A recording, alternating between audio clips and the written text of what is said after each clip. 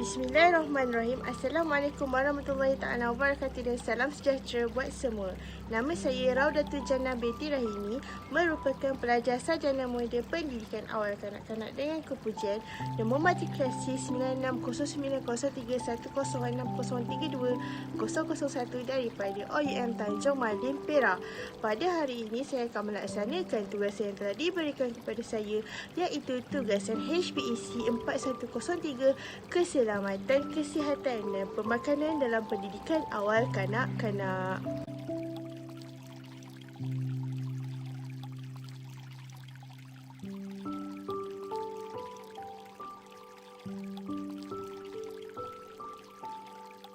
Baiklah semua, kita akan berikan tumpuan kepada isu yang pertama, iaitu isu kanak-kanak Malaysia kurang zat. Baiklah semua, kita akan berikan tumpuan kepada isu kita yang pertama, iaitu kanak-kanak Malaysia kurang zat. Nutrisi memainkan peranan signifikan dalam perkembangan pertumbuhan fizikal dan mental kanak-kanak. Justeru, diet seimbang dan berkhasiat yang membekalkan segala nutrien sangat diperlukan bagi membantu menyokong perkembangan anak-anak ini. Namun, beberapa dapatan kajian daripada pertubuhan antarabangsa dan juga tempatan menunjukkan bahawa kanak-kanak Malaysia masih kurang mendapat nutrisi dan zat yang mencukupi. Mengapakah hal ini terjadi?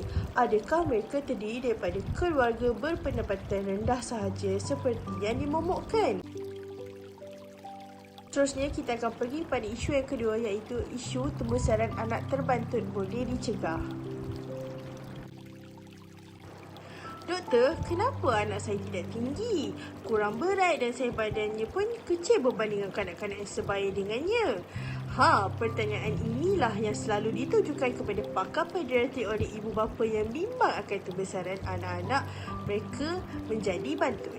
Menurut pakar perunding pediatri Profesor Madya Dr. Azrianti Anwar Zaini, masalah pembesaran boleh dikategorikan kepada 3 kategori, iaitu yang pertama, kekurangan berat badan, yang kedua, kesesutan berat badan, yang ketiga, kebantutan. Ketiga-tiga kategori ini amat membimbangkan dan sekiranya masalah ini tidak dikenal pasti dan dirawat pada tahap yang lebih awal, ia pasti akan membawa kepada masalah kebantutan. Bantut dalam kalangan kanak-kanak ini adalah berkait rapat dengan tahap sistem imun badan yang rendah, penyakit kronik, masalah kognitif dan juga kebantutan di usia remaja dan dewasa kelak. Seterusnya, isu yang ketiga adalah kelaparan tersembunyi.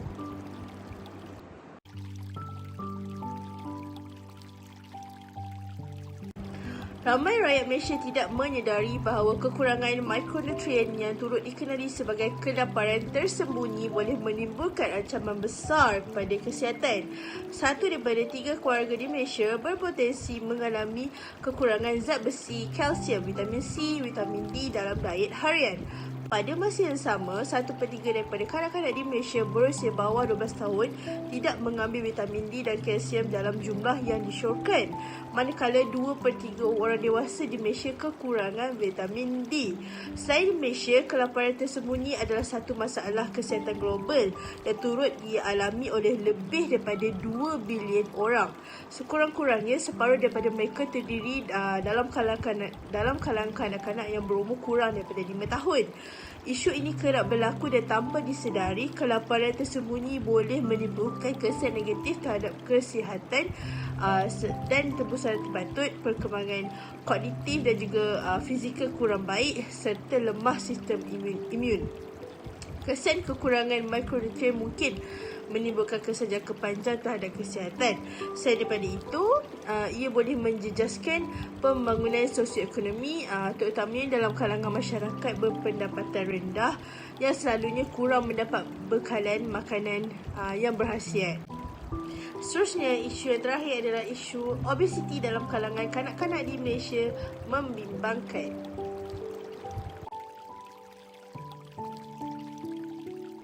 Malaysia dinamakan sebagai sebuah negara yang mempunyai kadar obesiti yang paling tinggi dalam kalangan kanak-kanak dan dewasa dalam rantau Asia, dengan rekod setinggi 23.7% daripada mereka mengalami masalah obesiti ataupun kegemukan. Faktor pemakanan dilihat penyumbang utama masalah obesiti ini dengan pengambilan diet yang tidak seimbang serta kurangnya aktiviti fizikal.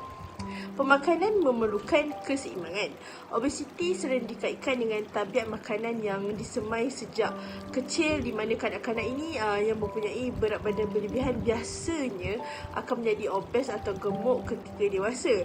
Faktor budaya juga menjadi salah satu sebab yang menyumbang kepada peningkatan masalah obesiti di Malaysia. Ini kerana kebanyakan makanan popular di Malaysia adalah seperti snack yang digoreng dan hidangan yang memiliki kandungan lemak tinggi, selain tidak ada banyak kepelbagaian dalam makanan mereka. Menurut penasihat pemasaran Ayam Brand, Nathan Dever berkata pengambilan diet seimbang penting untuk perkembangan kanak-kanak. Katanya kanak-kanak amat memerlukan omega 3, iaitu sejenis asid lemak penting untuk perkembangan otak dan juga mata yang tidak dihasilkan oleh tubuh manusia. Melalui festival makanan kanak-kanak sihat, Healthy Kids Food Festival, pihaknya menawarkan pilihan makanan yang lebih baik sebagai sebahagian daripada program tanggungjawab sosial tahunannya. Bagaimanapun, salah satu cara untuk memantau pertumbuhan kanak-kanak adalah dengan mencatat ukuran ketinggian mereka pada carta piawaian dan carta rujukan pertumbuhan yang dikeluarkan oleh Pertubuhan Kesihatan Sedunia WHO setiap 3 hingga 6 bulan sekali. Ukuran ketinggian di bawah -3 sisihan piawaian menunjukkan kanak-kanak tersebut mengalami masalah kebantutan yang teruk. Sementara itu, pakar diet klinikal Siti Hawa Muhammad Taib berkata kebantutan pada usia 5 tahun dan ke bawah masih boleh diperbaiki, namun intervensi pemakanan harus dimulakan seawal yang mungkin atau dengan pengambilan suplemen yang disarankan.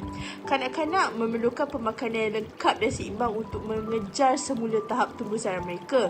Bagi kanak-kanak yang mengalami masalah tumbuhbesaran, peningkatan pengambilan kalori haruslah diutamakan. Antara petua yang boleh diamalkan adalah pengambilan makanan seperti roti dan biskut yang disapu dengan lapisan mentega yang tebal, mentega kacang, sapuan coklat ataupun kaya ke atasnya. Juga boleh pertimbangkan pengambilan makanan tambahan secara oral ataupun Oral Nutrition Supplement ONS. Pakar menganjurkan pemberian ONS ni kepada kanak-kanak yang bantut dan mempunyai risiko kebantutan supaya masalah ini dapat dicegah dan ditangani. Selain pada itu juga, ibu bapa perlulah berjumpa pakar pediatrik bagi mendapatkan kaunseling dan bimbingan bagi memastikan tumbuhbesaran anak-anak yang sihat. Daripada fakta-fakta yang telah saya nyatakan di dalam slide berikut, ia dengan jelas menunjukkan bahawa isu kanak-kanak Malaysia kekurangan nutrisi ini adalah berada tahap yang serius. Kita perlu akui hakikat pemakanan baik berupaya mengekalkan kesihatan mental dan fizikal yang mendorong kepada perkembangan tubuh badan sihat, terutamanya seawal daripada kandungan ibu lagi. Menjadi satu perkara wajib bagi setiap keluarga memberi suapan gizi seimbang kepada anak-anak dalam kuantiti yang tepat agar mereka dapat membesar dengan sempurna. Kita juga mahu anak-anak kecil ini terbiasa pola hidup yang sihat pada masa sekarang dan pada masa akan datang.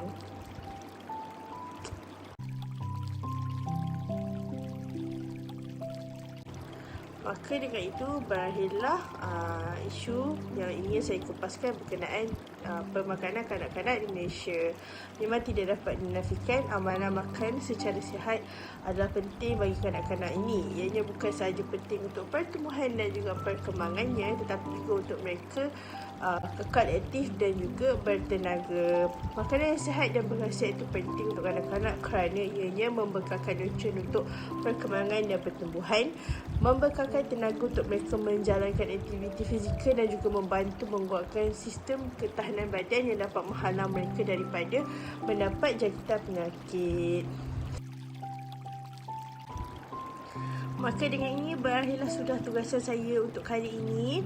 Diharapkan info ataupun isu yang telah dibangkitkan dapat memberi satu info dan juga renungan untuk kita sama-sama berfikir apakah tindakan yang wajar dilakukan untuk kita membendung isu tersebut daripada terus berleluasa. Terima kasih sudi menonton. Minta maaf jika ada salah silap. Yang baik datang daripada Allah SWT, yang buruk daripada diri saya sendiri. Sekian, wabillahi taufiq wal hidayah. Assalamualaikum warahmatullahi wabarakatuh.